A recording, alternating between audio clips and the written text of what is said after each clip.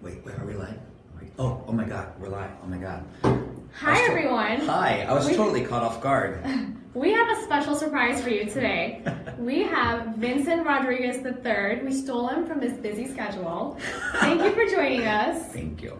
So, Vincent is a triple threat. He's an actor, singer, and dancer, and he is currently starring on the show Crazy Ex-Girlfriend. Can you tell us more about the show and your role in the show? Yeah, sure. I'm also nursing a splinter in my hand. Wooden tables. Danger. Those are the worst. Will Robinson. Okay, I'm gonna just do the rest of that maybe like in the air. In the air, like that. It's not gonna hurt my shoulders or my lats at all. No. So Crazy Ex-Girlfriend is a 1-hour musical comedy, but I often say dramedy because it's very dark. Though it's very funny. We sing about poop, boobs, penises, and butts. Literally. That's great. That sounds amazing. We really do. Not in that order and not at the same time. We spoon feed. Just okay. So it's a 1-hour musical comedy on the CW, and we follow a young 30-something Rebecca Bunch who gives up her New York awesome, wealthy law firm life for her high school camp sweetheart Josh Chan, who she runs into on the street. And she remembers how happy she was when she was younger, and she sees how happy Josh is, knowing that Josh is leaving to move back to his hometown of West Covina, where happiness is, and it's chill, and she is totally on board with that, given her current life situation. So she gives up her life and follows him. Oh man. Yeah, she's really unhappy with the life she has, even despite how successful she is, and she chases Josh. That's season 1. And how does that end for her? Well, it doesn't end. So season 1 is... How's that going for her? Season 1 is because we're in season 3 now. We just wrapped season 3 like a week ago. Right. So people are totally free to watch and binge season 1 and 2 on Netflix. And then I guess if you want to watch season 3, you can go to the CW app or buy them on iTunes. I buy my own shows on iTunes. Gotta support. But season 1 is really about Rebecca's denial of being in love with me, and she's constantly trying to be a part of my life and be friends with me and with all of my friends and infiltrate and spy. And are you nice to her? Yeah, absolutely. Okay. Until she starts weirding me out, and Okay. I notice like she's doing some weird things, and I don't catch any of that in season 1, except at the end of season 1. Spoiler alert! Sorry, guys who have seen the show, but a lot of people watching this probably have seen the show, so this is more for you. So if you haven't, I'm so sorry. You should still watch it, but I'm sorry. At the end of season 1, we get together. So there, I'll be vague. And when we get together, she admits everything to me. And we finish season 1. And you kind of freak out, like... We literally end on my face, looking like... Okay, That was really good. Yeah. Did you watch? Yes. Just like slow Spoiler push. alert. Camera A camera. That's literally what we did. All right. So, and that was the show. Okay. Avanti, ladies and gentlemen. Avanti and Vinny show. Avanti and Vinny show.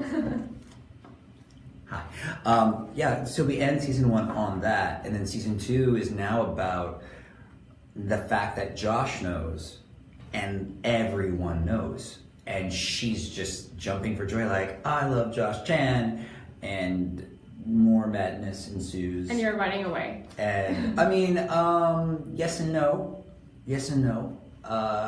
And then at the end of season 2, we end with us being together, but I do something very stupid, but so does she, and something bad happens. And then season 3 is Josh Chan must die. It's all about destroying me. Oh wow! So Yeah. you did something really bad. I did something pretty really bad. horrible, and I mean, I haven't said it in this setting yet, but yes, you guys, what Josh Chan did is horrible. I get that, but I don't write the scripts. I just read what they tell me. I do what they tell me to do. You have to watch to find out what You gotta watch did. what that is. So right now, where we are at in the middle of airing, because another new episode airs on Friday. Okay. We're I think it's episode 6 or 7, and Josh is dealing with his life and all the torture he's been put through, and is trying to find himself because he because the last episode was actually entitled Josh is Irrelevant. And this Friday's episode, spoiler alert, is the first title of an episode on our show that does not have Josh's name.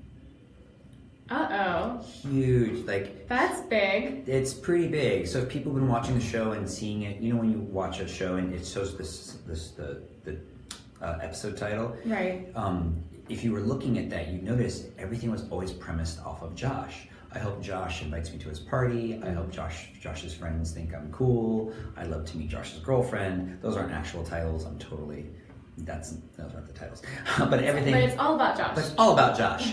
Or is it? Or is it? Well, now, so the last episode, Josh is irrelevant. This one is not about Josh. All right, well, we're going to have to watch to find out what bad thing Josh did. Yeah, and you're definitely going to watch the end of season 3 because we are just throwing curveballs left and right. And we're dealing with a lot of darker issues this season, a lot of mental health issues, and there was a suicide attempt a few weeks ago.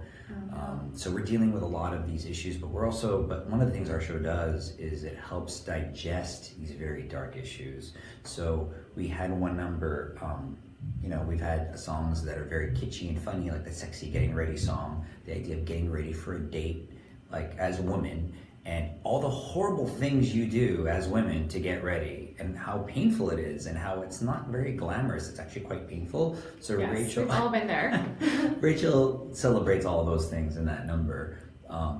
But then we do this other number that is that I got to do this season called I've Got My Head in the Clouds, which is a complete song and dance number, Gene Kelly style Singing in the Rain type number that I got to assistant choreograph, and I got to dance in as a soloist.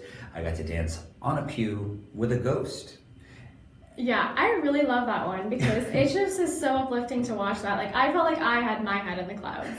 but it's a jaunty song, but it's about Josh is singing it as if he wants to be absolved of all these wrong things by being a priest. So thematically, it's him not being grounded at all and not being connected to what's real and falsely having his head in the clouds. So it's great on our show that we can touch on that, on all those different things. Like when Rebecca gets her diagnosis this season of borderline personality disorder, she sings this awesome song called My Diagnosis, which is, I think it's modeled after like a very specific musical theater song.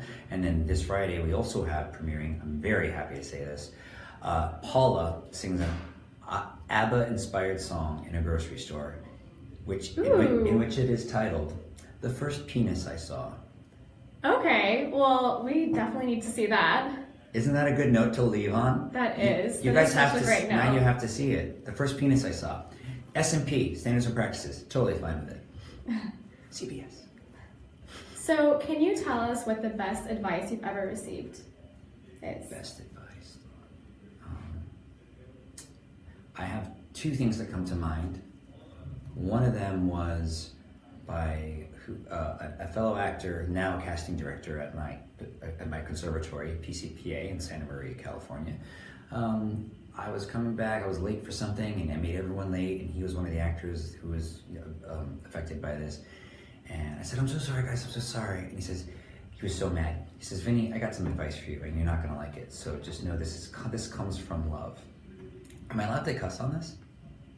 Okay. So I'm gonna bleep it out. Okay. He said, "Not everyone's gonna like you." And he said it to my face, intense. I started to cry. Oh no. I cried. Oh, no. I was 20 years old. I cried. NBD, just crying Asian guy, beefy Asian guy in the corner, like, I guess I'll go to my dressing room. No, but it was really helpful because I was at a very young age, and it was really hard to want to be liked and to be your best, and you want to be in the business, and you're just so hungry to work. Yeah. It's hard to find a stillness and a confidence in yourself that also allows you to be open to learning and growth and knowing that this is just who you are today.